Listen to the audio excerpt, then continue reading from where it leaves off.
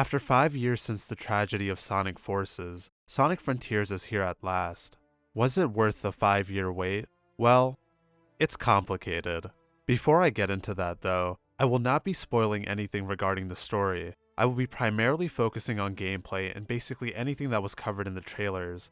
Basically the first 2 islands. If you have watched any other Sonic Frontiers review, I'm sure it's been beaten to death how bad the game looked initially, and how everyone and their moms were freaking out about how Sonic is back in another dark age. Do I think people were overreacting a bit? Yeah, I would say so. Were they justified for being worried? I think it was more than justified given that the last 2 3D Sonic games were Sonic Forces and Sonic Colors Ultimate, both of which were plagued with their own issues and controversies. With that being said, did Sonic Team manage to make the first good Sonic game in over a decade? After Sonic Forces, Sonic Team decided it was about time to take Sonic in a new direction, an open world format, or an open zone if you will. If you have ever played a Sonic game in your life, you know that whenever Sonic Team decides to try something new, it can end in disaster. Shadow the Hedgehog. I can confidently say that this is easily the best 3D Sonic game since Generations. I know that doesn't mean much as it's competing against Sonic Boom and Forces, but it's a complete game that is functional. It's sad that the bar is set that low for Sonic games now, but I'm at least happy that Sonic Team is taking a step in the right direction. Honestly, most of this game can be summed up as a step in the right direction. The music in Frontiers is really good. The boss themes are hype, but easily my favorite has to be the Sky Sanctuary stage music. Sonic games never miss with the music, so I'm really glad to see the trend continue here. In terms of overall content, there is a lot to do. There are viewpoints all over the island, where you have to complete a challenge to update your map, very similar to Breath of the Wild and Assassin's Creed. To progress the story in the game, you need to collect memory tokens and vault keys. The memory tokens are required to talk to one of Sonic's trapped friends, do a minigame, and potentially get a Chaos Emerald. The vault keys are used to unlock Chaos Emeralds throughout the island. Once you collect all 7 Chaos Emeralds, you are able to take on the boss of the island. You may be wondering, how do you collect said tokens or keys? Collecting memory tokens is fairly easy. You just pick them up through traversing the open zone normally and defeating enemies. Collecting vault keys can be done through completing Cyberspace levels, which are your typical linear 3D Sonic stages, but to enter the Cyberspace levels, you need to collect gears from defeating mini-bosses. But if you want to bypass all of that, you can just go fishing with the best Sonic character of all time, Big the Cat. The fishing in this game is pretty easy and functional compared to what we saw in Sonic Adventure 1. It's pretty laid back and the song that plays is an actual vibe. As I mentioned earlier, through fishing you can get all of the previously mentioned collectibles in the game, seeds to boost your attack and defense, or missing cocoa to increase your speed and ring count, and skill points for your skill tree. However, this doesn't mean you can bypass exploring the open zone as a whole. As to fish, you need to get these fishing tokens scattered throughout the island, but just like with memory tokens, they are not hard to find. This sounds great compared to Sonic Forces, which was a very short game that could be completed in under 3 hours normally, which hilariously means that you could technically get a refund from Steam after beating it. It seems like Sonic Frontiers took this criticism to heart as I'm nearly 11 hours in and I'm just a little over halfway through beating the game. However, I can't help but feel like there's just a lot of padding to extend the game time and make it feel like there is more content. When I was playing the first island, I was having a good time exploring the open world and seeing the potential that open zone Sonic has and looking forward to how the game builds on this in the future islands. But once I got to the second island, it slowly dawned upon me that the rest of the game plays exactly like the same first island, just with a different coat of paint. To extend the game time, the number of memory tokens increases, getting into the hundreds at times, which makes collecting them an absolute chore. The most optimal way to get them and the vault keys is to fish. But even that takes at least 30 minutes to gather enough memory tokens and vault keys to fight the boss of the island. Good Sonic games have a lot of replayability in them. The ones that come to mind are Sonic Adventure 1 and 2. In those games, they literally had the freest way to have natural and fun replayability, the Chao Garden. By replaying levels, you can get items to level up your Chao and emblems to unlock rarer Chao. Instead of forcing us to explore the same parts of the open zone over and over again to get the same collectibles, they should have brought back the Chao Garden to help extend playtime and add more content. Like, the Chao Garden is meant for an open zone Sonic game. I don't understand why that went over Sonic Team's head, but a man can dream.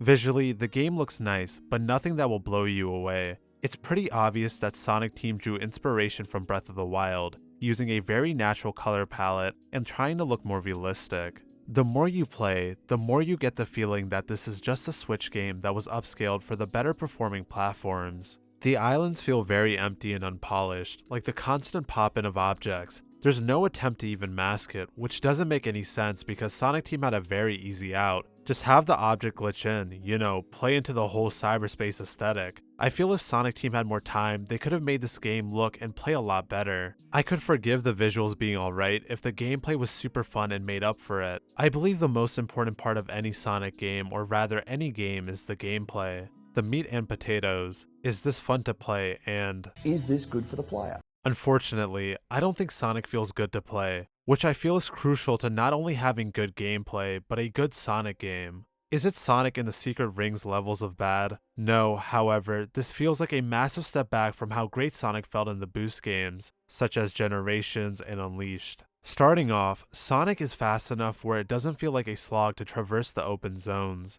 However, even when you reach top speed with the maximum ring count, boosting in the open zone doesn't feel anything like the boost from the prior games. Sonic's boost doesn't feel satisfying. It doesn't feel like you're faster than the speed of light. It just feels like an overglorified sprint mechanic. But my main problem is that while boosting, you can't damage enemies at all. One of the most satisfying parts of boosting in Sonic games was that you were basically an unstoppable freight train, destroying any enemies or obstacles in your path. One thing that could have made boosting more interesting and fun would have been the return of drifting while boosting. Apparently it's available in one of the cyberspace levels, but that doesn't make it any better. I feel like drifting while boosting would add much needed fun to an otherwise kind of boring mechanic. Boosting feels very unpolished. A clear example is how air boosting in this game kills all of Sonic's momentum and is pretty janky. Like if you air boost and hit a spring, you can't air boost again, as the game won't let you until you have touched solid ground. Aside from Sonic Frontier's boost mechanic missing important depth and elements that could make it very fun, it feels devoid of life and personality. Like in Sonic Unleashed, when you boost, Sonic would yell, "Go," or "Woo." A ripple effect would play each time you boost. You would be faster than the sound waves from the stage music to the point where it's hard to make out. Having Sonic just passively boost makes the mechanic feel not only boring, but uninteresting and lacking texture, and it's something that maybe, if Sonic Team had more time, they could have fixed. In the cyberspace levels, boosting is closer to how it was in the previous games, but it's still lacking. The ripple effect is now present here, and when you boost, it's a bit harder to hear the stage music, but it's just not quite there. I could forgive this if the cyberspace levels were well designed and fun to play, but unfortunately, that isn't the case. It's so weirdly designed. You are throwing open zone Sonic and his physics into stages that are meant for Generations or Unleashed Sonic. The 30 cyberspace levels are also very short, being completed in under 2 minutes max. I wish these levels were longer. I feel like if you are decent at Sonic games, you should be finishing the levels in around 3 to 4 minutes ideally. If you are a speedrunner or just insane at the game, you should be able to complete the levels in 1 to 2 minutes, demonstrating a true understanding and mastery of not only the level, but of Sonic's moveset. This does not mean pad the playtime by adding automated sections, but sections with more 3D platforming in combination with boosting through enemies, trick rings, and adding more pathways and secrets to explore, to reward the player for going the extra mile. A common complaint I've seen about the cyberspace levels is that they lack originality, except for one new city style. The cyberspace levels are like Sonic Team jangling keys in front of longtime Sonic fans. Remember when 3D Sonic was amazing and had great level design? Sonic games are no stranger to reusing assets from prior games. I mean, look no further than Sonic Forces, but it's getting ridiculous. I hope the world can see now what's really going on out here, because it's getting ridiculous. It's really ridiculous.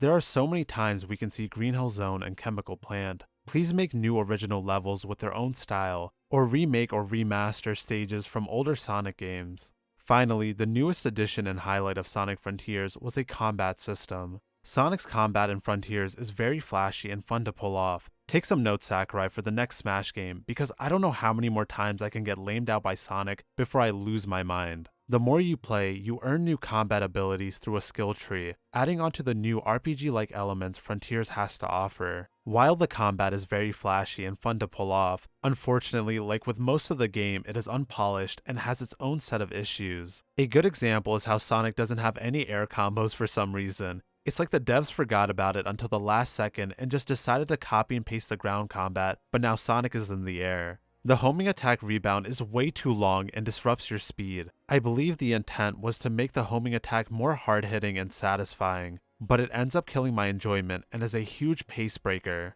It's at its worst in the cyberspace levels, where chaining homing attacks are required to get certain red rings or to beat the level. Fighting normal enemies is cool at first, but eventually it feels like a waste of time, as there are more efficient ways to get memory tokens and gears. I think I felt this the most with the semi-boss enemies, where it's like the Shadow of the Colossus boss battles. Climbing up the giant enemy to inflict damage before repeating the process until the boss is dead. This would have been cool if it weren't for the camera actively working against me constantly, causing me to fall off when I shouldn't have, miss the boost rings, block my vision from oncoming attacks, or outright kill me. 3D Sonic games are known for not having the greatest cameras of all time, but Sonic Team had 5 years to polish this game and make sure the camera was at least decent. Debatably, the most important mechanic a 3D game needs to get right to feel good to play is the camera. Sonic Team failing to polish this mechanic really goes to show that maybe this game was too focused on its presentation and not enough on its substance.